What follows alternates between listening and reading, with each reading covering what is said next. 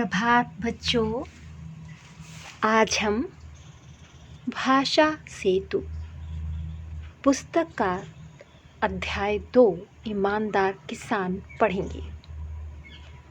बच्चों, हम सभी जानते हैं किसान मेहनती होते हैं, परिश्रमी होते हैं और वे परेशानियों में भी परेशान नहीं होते हैं।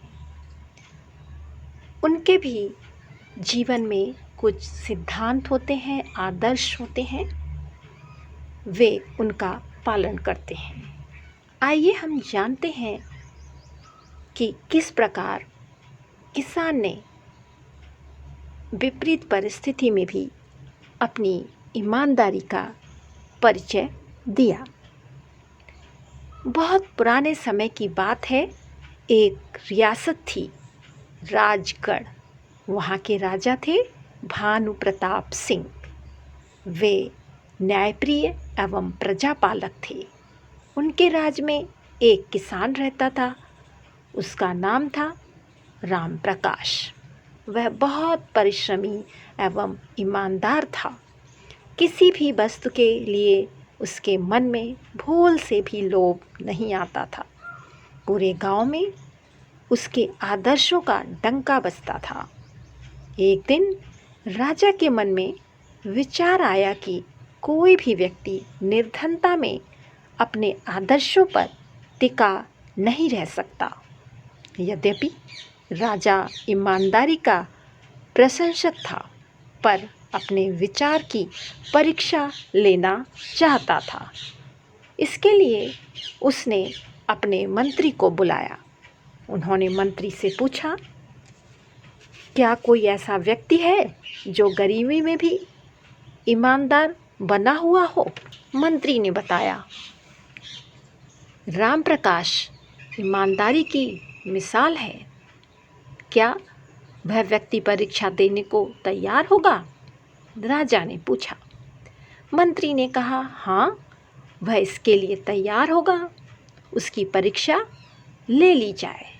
वह परीक्षा में हार गया तो उसकी बात आपकी बात सच साबित हो जाएगी। 2-3 दिन व्यतीत हो गए। एक दिन राम प्रकाश अपने खेत में हल चला रहा था। उसका हल किसी कठोर चीज़ से टकराया।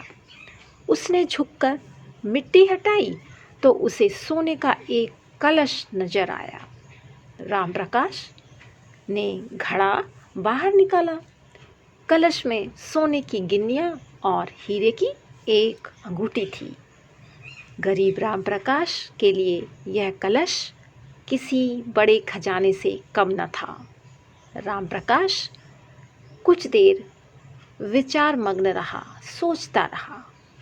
बहुत विचारने के पश्चात वह स्वर्ण कलश लेकर सीधे राज दरबार में गया। उसने राजा को सारी बात सच सच बता दी। राजा उसकी ईमानदारी देखकर भौंचक्का रह गया। मन ही मन राजा को स्वयं पर बड़ी ग्लानि हुई। आखिरकार किसान की ईमानदारी ने राजा को हरा ही दिया। राजा ने खुश होकर राम प्रकाश को 100 गिन्नियाँ इनाम में देनी चाहिए, लेकिन उसने सोने की गिन्नियाँ लेने से साफ इनकार कर दिया। राजा ने इनकार का कारण जानना चाहा। राम प्रकाश ने बोला, मैं अपनी मेहनत से कमाई रोटी खाना चाहता हूँ। यदि मैंने ये गिन्नियाँ आपसे ले ली तो मेरे मन में लोभ, लालच और पाप घर कर जाएगा। इसके कारण मेरा ईमानदारी रूपी धन नष्ट हो सकता है। यह कहकर राम प्रकाश अपने घर की ओर चल दिया। राजा प्रसन्नता से राम प्रकाश को देखता रह गया और मंत्री को भी। उसने सोचा, राम प्रकाश वास्तव में बहुत ईमानदार है।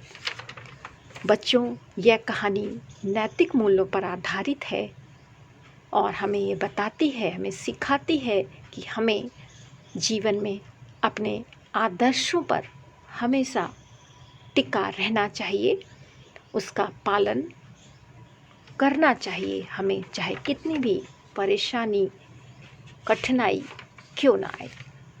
मैं सोचती हूँ आपको ये कहानी समझ आ गई होगी। तो अब आप उत्तर पुस्तिका में अभ्यास हेतु कुछ प्रश्न लिख लीजिए। राजा का नाम क्या था?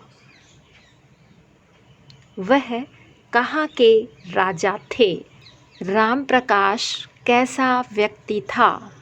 हल चलाते हुए राम प्रकाश को क्या मिला? राजा ने इनाम में राम प्रकाश को कितनी गिन्नियाँ देनी चाहिए? आपको इन सभी प्रश्नों के उत्तर लिखने हैं। मैं सोचती हूँ ये काम आप स्वयं कर लेंगे। आप अपना बहुत ध्यान रखें, खुश रहें। नमस्कार।